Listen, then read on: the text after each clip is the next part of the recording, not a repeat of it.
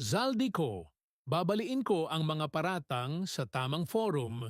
Sumulat si Ako Bicol, Representative Zaldico, kay House Speaker Faustino, di upang ipahayag ang kanyang plano na bumalik sa Pilipinas at personal na harapin ang mga paratang laban sa kanya.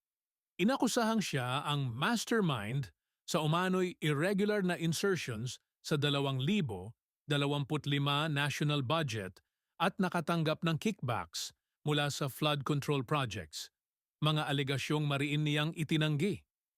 Binigyan siya ni D hanggang Setyembre 28 para makabalik o humarap sa posibleng disciplinary at legal actions.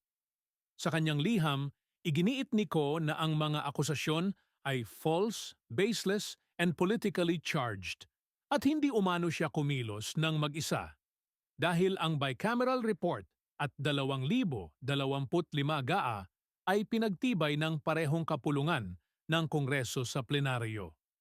Mariin din niyang pinabulaanan na siya'y tumanggap ng pondo mula sa DPWH projects, nagmamay-ari ng eroplanong ginamit ni dating Pangulong Duterte papuntang Hague o humiling ng fish import allocations para sa ZC Victory Fishing Corporation na aniyay nangangahulugang Zamboanga City at hindi Zaldico.